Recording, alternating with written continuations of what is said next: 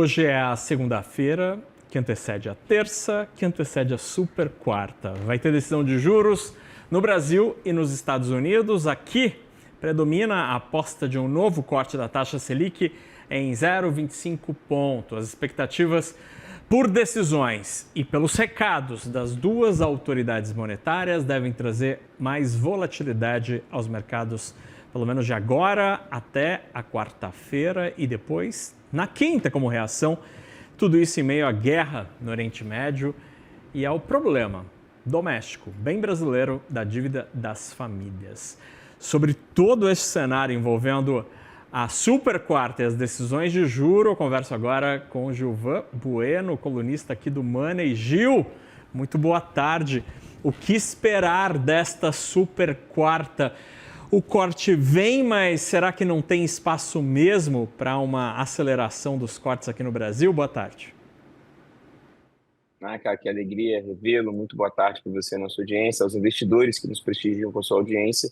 Olha, é isso mesmo. A discussão sobre um corte, ela em 0,25 acontece. Já tem algumas pessoas falando em nenhum corte e um discurso onde nós poderíamos ter aqui um hiato na decisão para que a gente consiga acompanhar o que vai acontecer. Ontem o Banco Mundial e o FMI soltaram alguns relatórios que eu fiquei aqui me debruçando sobre eles, e uma das questões são os impactos desse barril de $100 que pode se perdurar ainda mais pelos conflitos. Para isso, você fez um comentário muito importante que se juros muito altos, ele pode paralisar a economia. Hoje, por exemplo, as construtoras, todas as principais construtoras da B3 despencaram de maneira muito forte também, pelo aumento do custo da produção, da construção civil, que é um dos locais onde você tem muita geração de empregos e tem aqui a atividade econômica sendo puxada. Bem lembrando que na última semana, o Boletim Focus já mostrava que a Selic terminaria o ano em 13. Então, Naka, o 0,25, muitas pessoas falam, mas tem uma pequena corrente dizendo que talvez não aconteça nada para esperar as próximas reuniões. E aí, o que esperar da comunicação, Gil? Você espera alguma alteração? Porque me parece que não tivemos ali uma grande mudança para o bem, né? Porque a guerra continua nessa situação em que não dá para entender para onde a gente está indo. Será que teremos alguma alteração no discurso?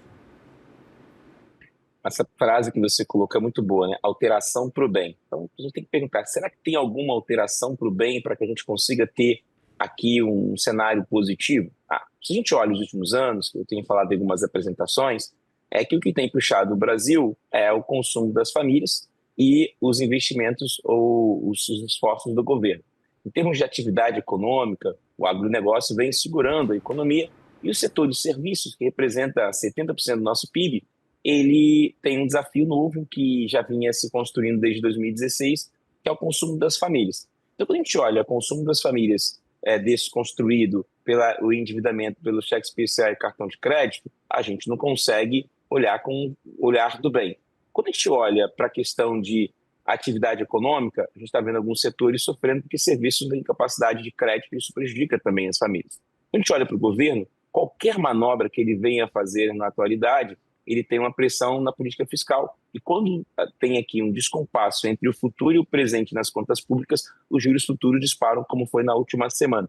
Então, você não consegue ter aqui uma visão construtiva nesse cenário, porque você não tem indicadores que mostram isso. No cenário externo internacional, a única coisa positiva para o Brasil é o dólar, que cada vez cai mais, e isso consegue aliviar, por exemplo, os custos, principalmente no núcleo de inflação.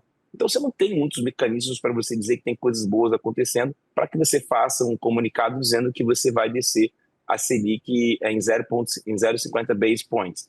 Porque se o barril de petróleo ficar acima de $100 nos próximos 3 meses, você tem uma pressão muito latente. Então, você não tem muitos mecanismos para ter otimismo. Então, o comunicado entender. E aí, muitas pessoas começam a falar que talvez não faça nada e espere o desenrolar do conflito para tomar decisão. Talvez venha um Ctrl+C, Ctrl+V no comunicado aí, só trocando o numerinho ali da taxa Selic. Gil, amanhã não, quarta-feira, talvez também será a última reunião com Jerome Powell à frente do Federal Reserve. Ele está prestes a deixar o cargo. O presidente Donald Trump continua pressionando à sua maneira o Federal Reserve. O que dizer de Jerome Powell e qual que vai ser o legado que ele deixará à frente do Fed?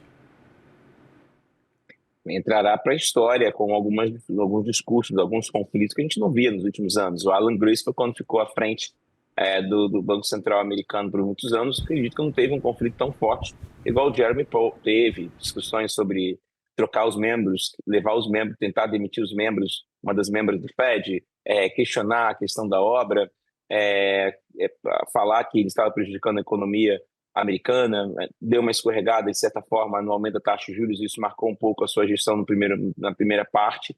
Mas esse foi um editorial, Naka, da Barron's, que é uma revista que eu gosto bastante, fala muito sobre o mercado americano, e era uma das capas, uma brincadeira que era o Jeremy saindo e o Kevin chegando, e eles falavam justamente sobre isso. Assim, tem um ponto interessante, como tudo na vida, lado positivo e lado negativo. Olhando do lado negativo foi os juros, né? Quando ele subiu os juros de maneira muito brusca, ele arrebentou os bancos pequenos dos Estados Unidos para defender a economia. E também tinha uma certa desconfiança para ele ser um membro clássico de economia, não ter a formação de economia, e curiosamente indicado por Donald Trump. Então tinha assim uma discussão sobre ele, sobre isso, e a segunda parte foi ele manter os juros, tentando controlar a inflação dos Estados Unidos. Ele entrega agora um governo com algumas características de controle, uma inflação, desemprego, mas, Naka, que pega um desafio. Qual é a capacidade do americano com esse galão de petróleo a $4, com essa rejeição do Trump, com essa economia paralisando um pouco em alguns cenários, e agora as midterms que vão ser decisivas para o ano. Então, o Kevin pega um mundo diferente do Jeremy, então temos que entender. O Jeremy, no final do dia, se você me perguntasse a nota, é uma nota equilibrada, mas acho que o deslize daquele juros muito forte, acho que ficou a grande marca do governo dele, que ele errou um pouco na mão naquilo ali. Poderia ter iniciado antes esse processo de flexibilização, mas não seria suficiente, né, Gil, para corrigir ou compensar, entre muitas aspas, os impactos de decisões políticas da Casa Branca. Não tem Banco Central que consiga acabar com o efeito de uma guerra no Oriente Médio e o impacto disso tudo sobre o petróleo, né? O Banco Central também não consegue fazer o rolê todo sozinho, né? Pô, Naka, seu perguntário ele é muito bom para fazer uma econometria aqui, que eu nem tinha pensado, você acabou de falar aqui, que é o seguinte: quantos presidentes do Banco Central tiveram a gestão com uma guerra do lado? Cara, o primeiro cara que começou a pegar isso foi o Paul Volcker, que subiu os juros. O Alan Greenspan fez uma coisa diferente, mas é um estudo bem interessante de olhar como os presidentes do Banco Central responderam a isso. E você foi cirúrgico. Ele, do lado de cá, ele tentou defender do jeito que podia. Você tem, por exemplo, o aumento da dívida, também Donald Trump atribui a ele esse quase $1 trilhão de juros que os Estados Unidos pagam pela essa taxa mais alta, as discussões do Donald Trump, junto com o Stephen Miller, que é o ex-conselheiro de assuntos estratégicos da Casa Branca. Ou seja, no final do dia, a gente não tem como decidir, mas quem quer fazer crítica fala o seguinte: a culpa é dele, mas a gente sabe lá de cá que não tinha como ele conseguir controlar. Mas o erro dele vai custar sempre essa narrativa de falar: o problema foi dele que não subiu os juros. Mesmo que não controlasse, vai ser atribuído a ele. Gilvan Bueno, colunista do CNN Money, o homem que transforma os números difíceis em palavras fáceis. Gil, obrigado pela conversa. O senhor está na maravilhosa cidade do Rio de Janeiro, né?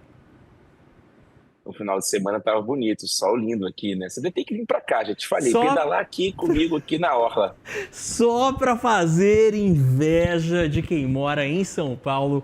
Gilvan Bueno, futuro vice-prefeito do Rio de Janeiro aí, né? Que é de toda a Zona Sul aí, é tudo dominado por Gilvan Bueno. Gil, obrigado, boa semana, querido. Maravilhoso. Você também, um abraço. Tchau, tchau.